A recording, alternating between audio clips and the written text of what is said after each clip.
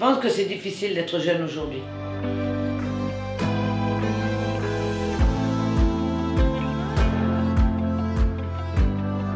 Alors, je m'appelle Josie Poito, je suis députée de la première circonscription à Pau dans les Pyrénées-Atlantiques. Je suis également conseillère municipale de Pau. Voilà, et puis j'ai 66 ans et je fais partie du groupe Modem. Et apparenté, puisqu'il paraît qu'il y a des apparentés. Oui, alors, localement, moi, je suis rentrée en politique, pas en religion.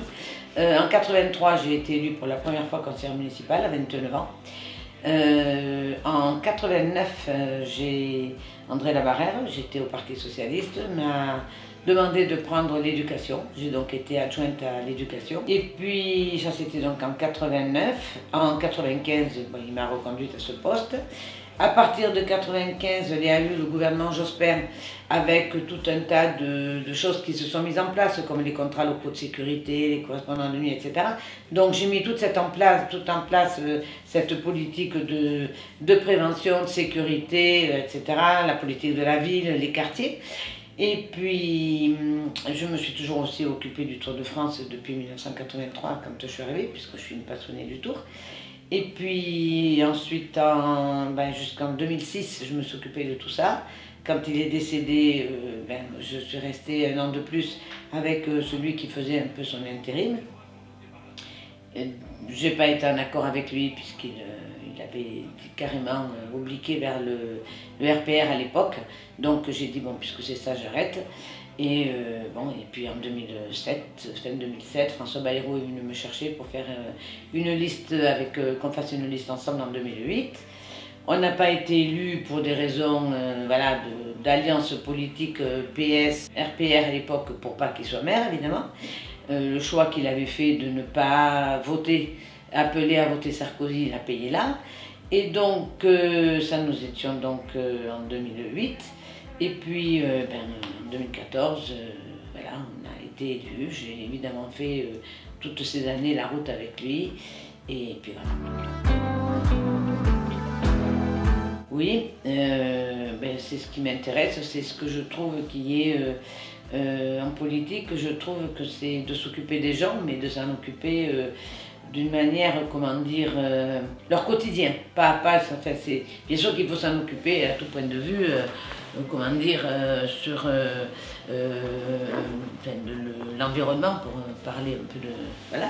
Mais bon, moi je trouve que aussi s'occuper des écoles, s'occuper de leur vie, de leur famille, des personnes âgées, de la vie des quartiers. Pour moi, c'était important. Et donc, voilà, en fait, moi, c'est l'humain avec un grand H qui m'intéresse. Avec François Bayrou, on se connaît depuis 1980, avant même 83. On est de la même génération, hein, il est de 51, moi de 54, on est politiquement de la même génération.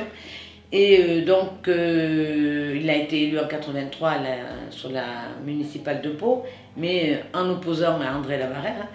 Donc voilà, donc on s'est toujours côtoyés. Et eux, on avait des relations très cordiales et sympathiques tous les deux. Et puis, quand j'ai été élu au Conseil général en 98, c'était lui qui en était le président. Donc, on a eu un petit peu cette complicité un peu plus renforcée. Et puis voilà. Et donc, c'est vrai que c'est quelqu'un qui est, comment dire, qui a du courage politiquement d'assumer et d'assurer ses positions. Alors, c'est vrai qu'il est souvent tout seul, il a d'ailleurs souvent raison le premier. Il est souvent tout seul, moi je pense encore pour cette privatisation d'autoroutes, etc. Il est souvent le premier à dire les choses, la dette, enfin on le voit aujourd'hui. Hein, voilà, il a raison un peu avant tout le monde, c'est un peu inquiétant d'ailleurs pour certaines choses, parce qu'on se dit si ça doit arriver, voilà, bon. Et donc je suis effectivement, je lui fais pas de cadeau pour autant, hein. Ce que j'ai à lui dire je le lui dis, je suis pas une bénie oui, mais j'ai de la bienveillance vis-à-vis de lui. Oui. Donc vous êtes députée depuis maintenant 3 ans. Voilà. J'étais première adjointe avant, donc en 2014 quand François a été élu maire, j'étais sa première adjointe et en 2015 j'ai été aussi vice-présidente du Conseil général et donc c'est là où les deux bouts de la chaîne du social, local, départemental et ville et intercommunal, j'ai pu les tisser des liens et les faire se rejoindre, et donc sur des opérations comme la prévention spécialisée, etc. Ce sont des thématiques qui sont complémentaires les uns des autres, et moi je les ai un petit peu fondues et, ouais, à un certain moment. Donc c'est bien d'être localement, on agit au plus près des gens et on a le sentiment d'agir en plus. On le voit à l'extérieur, mais on le voit aussi avec les gens. On arrive à suivre, voilà, quand on prend leurs problématiques ou quand on voit avec eux un projet, on arrive à le mener au bout, et voilà, moi je trouve que c'est ça qui est satisfaisant, et c'est ça qui est pour moi le sel de la politique. Alors des affaires sociales, pour le coup, c'est bon, hein, on en sort. Alors, moi j'aime les affaires sociales quand elles sont locales, parce que on voit les faits. Franchement, là, ici, il coupe 50 cheveux en 4. Enfin, on ne voit pas les effets de la politique qui est voulue. Parce que ce qui est décidé ici, quand ça descend dans les applications, c'est le temps de changer un peu de trajectoire et d'esprit. Moi, j'aime le social local. Donc ici, c'était plutôt pour moi l'occasion de voir la défense à un autre échelon. Alors, pourquoi la défense? D'abord parce que c'est... Enfin, moi, tout à fait au début de ma jeunesse, je voulais être gendarmette. Enfin, je veux dire, j'ai toujours eu un goût pour voilà, ces missions-là et ces engagements-là au niveau de la nation. J'ai sur ma circonscription, alors sur la ville de Pau, il se trouve que c'est aussi sur ma circonscription, le 5e RHEC, l'étape, c'est-à-dire les troupes de l'école aéroportée, j'ai les forces spéciales, j'ai les archives, enfin, tout ce qui touche la défense, je l'ai sur ma circonscription. Donc voilà, donc je les connaissais avant, je travaillais avec eux avant, c'était une façon de pouvoir continuer. Et puis en plus de ça, Geneviève Darrieussecq était donc au ministère des Armées, Florence Parly aussi, donc bon, c'était voilà, bien complémentaire. Puis on rencontre des gens sympathiques et on fait la connaissance de gens sympathiques comme Fabien Lenné. Voilà, non mais c'est vrai, c'est voilà, c'est une bonne ambiance, une bonne équipe et des sujets qui sortent de l'ordinaire et du traitement classique que nous avons localement par contre. Parce que le MoDem, d'abord parce que je trouve que, comme j'étais proche de François Bayrou, c'était bon. Le MoDem pour moi, et j'y suis attachée à cette famille, parce que c'est quand il m'a récupérée, entre guillemets, moi je plantais tout, hein, je partais. J'ai trouvé quelqu'un que je savais comme ça, mais que j'ai un peu plus, comment dire, ça a été conforté dans cette... Il a une tolérance sur les idées et l'esprit que l'on peut avoir. Moi je ne suis pas toujours d'accord avec lui, loin de là, mais il ne m'a jamais imposé des idées, des votes, des orientations. Il laisse honnêtement les gens voilà, faire et agir et penser comme ils le souhaitent. Il leur fait confiance. Alors de ce côté-là, je dois dire que c'est assez rare, pour pas dire même assez unique. Et donc, moi, des fois, je lui disais, mais moi, je ne vais pas voter ça. Je lui dis, mais c'est toi qui te le vois, moi. Dès lors qu'on ne va pas voter des extrêmes, il accepte tout. Moi, alors, un autre aspect, c'est quelqu'un de très croyant, pratiquant. Je suis totalement à l'inverse, je suis athée, voilà. Agnostique, tout ce que vous voulez, hein, ben, c'est quelqu'un qui a toujours accepté que ben, je vais des fois avec lui à la messe pour des obsèques ou bon, moi je me signe pas, ben, je suis là, hein, je veux dire, je me lève, je m'assois, enfin je veux dire, mais je donne des sous à la quête, mais je ne partage pas, mais il n'a pas de commentaires, il ne trouve pas voilà, à redire. Enfin, je trouve il est assez Henri IV pour ça. Moi, je comprends pourquoi il aime Henri IV. Henri IV, l'édit de Nantes et tout ça. Je veux dire, c'est vraiment lui, quoi. Il est vraiment comme ça aussi. Donc, voilà. Donc, la laïcité, lui, c'est quand même quelque chose de fabuleux. Moi, je suis très laïque, je suis très féministe. Là-dessus, il y a un peu moins, enfin, ou différemment de moi. Mais la laïcité, c'est inouï ce qu'il est. Enfin, c'est un laïc sur pattes, quoi. Hein. Parce que ce qui pourrait ne pas au prime abord le laisser penser, parce que bon, justement, par rapport à toute cette foi, mais non, il fait bien la part des choses, et puis il a une vision globale de la religion, de toutes les religions. Moi aussi, moi je suis à Pau, moi je fréquente la mosquée, je fréquente la synagogue, enfin, je veux dire, je vais aux cérémonies, je vais les voir, voilà, je travaille avec toutes les religions. Je pensais que c'est parce que j'en avais aucune, enfin, dans lesquelles j'étais investie et croyais que j'étais comme ça, mais lui qui est très investi et qui y croit, est très proche aussi, et voilà, des autres religions. Je trouve que c'est voilà, je trouve que c'est bien, c'est une bonne école. Donc je suis effectivement. Puis on y rencontre des gens, quand je dis attachants, ouais, moi j'en ai découvert, quoi, des Marc Fesneau, des Jacqueline, ben, je veux dire, c'est... Il y a quand même, l'humanisme est quand même au centre au centre de ces idées, de ces valeurs du modèle, et tout le monde les a.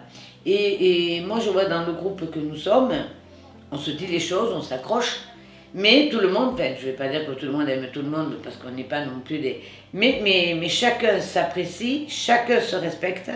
Il n'y en a pas un, quand on est tous en groupe, qu'il y en a un qui prend la parole, on ne le fustige pas, on ne rigole pas, on n'a pas... Enfin, tout le monde peut dire tout ce qu'il a envie. Enfin, je trouve qu'il y a un immense respect, et en cela, une franche camaraderie entre nous tous. Et ça, quelque part, enfin, moi qui suis très affective, parce que je suis une affective, je trouve que voilà, j'ai trouvé bien mon compte. Oh là là, alors ça me réconcilie quand je vous vois, parce que la jeunesse aujourd'hui, elle est... alors quand elle s'engage avec sa fougue, tout ce qu'il a... Voilà, bon, je veux dire un peu, j'ai quand même le sentiment, moi, que ma jeunesse était plus portée vers, vers un engagement profond voilà, de la politique ou dans l'avenir. J'ai envie de dire, l'avenir qu'il y avait à l'époque et maintenant, c'est quand même plus du tout le même. Je trouve que vous avez enfin, un avenir un peu embrouillard quand même, on ne sait pas trop où on va. Je ne sais pas trop si vous-même vous savez, enfin, vous avez certainement du mal à vous projeter aussi sur des choix de vie ou des choix de métier, parce que tout va vite, aujourd'hui un métier, là aujourd'hui, demain il n'y est plus, il est différent. Donc je pense que c'est difficile d'être jeune aujourd'hui. Voilà, et donc c'est difficile d'avoir des engagements, je pense, qui puissent vous ancrer quelque part dans un choix de vie. Enfin, c'est un peu comme ça, c'est plutôt à vous là que j'aurais envie de poser la question. Qu'est-ce que c'est qu'être jeune aujourd'hui? Franchement, quoi. C'est... Bon, moi je le résume assez là. Moi quand j'étais jeune, j'ai eu la chance, vie sexuelle, pas de problème, pas de sida, la pilule arrivée, pas de problème de boulot, les 30 glorieuses, on pouvait sortir, enfin, on pouvait fumer, alors c'était des cigarettes, bon aujourd'hui, tout a changé aujourd'hui vis-à-vis des jeunes. Le boulot c'est compliqué, la vie sexuelle avec le sida, en fait, etc., donc c'est pas simple, la drogue a remplacé, on va dire, le tabac, c'est quand même, je trouve qu'il y a, voilà, qu'en 40 ans, la vie a énormément changé voilà, pour les jeunes. Bon, voilà. Je préfère avoir été jeune à mon âge, enfin à mon époque, que maintenant. J'avoue que là, bon, mais peut-être que vous me direz si c'est vrai ou pas vrai. J'en ai eu. J'en ai plus, enfin non, j'en ai eu, j'ai eu André Labarrère, j'ai eu Jean Popren, j'ai eu Yvette Roudy, voilà. Bon, Mitterrand, on aurait pu dire, hein. Voilà, mais voilà, mais je les ai eus, je les ai plus. J'ai passé l'âge, je pense, d'avoir un mentor aujourd'hui, mais j'en ai eu, et heureusement que j'en ai eu, parce que c'est grâce à eux que j'en suis là aujourd'hui. Là où j'en suis, par rapport à la vie qui s'annonçait à moi. Ma mère était mère célibataire, en 1954, c'était pas facile. Elle était ouvrière, voilà. Donc je n'étais pas née dans les quartiers. j'étais pas née pour avoir une vie peut-être ici à l'Assemblée.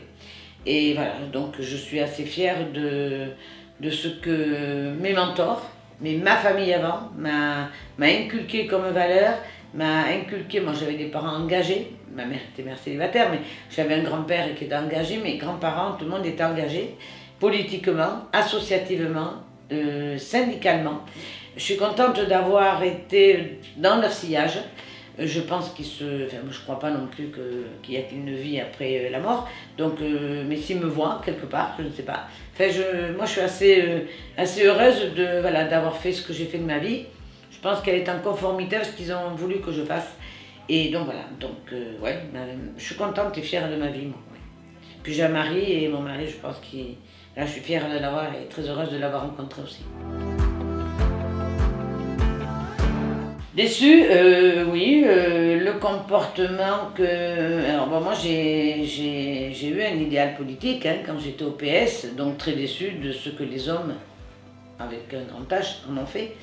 Je crois que moi j'ai confiance en l'homme, c'est ce qui me dicte, hein, l'humain, mais à côté de ça aussi, ce que l'homme sait faire bien, il sait aussi le détruire tout aussi bien.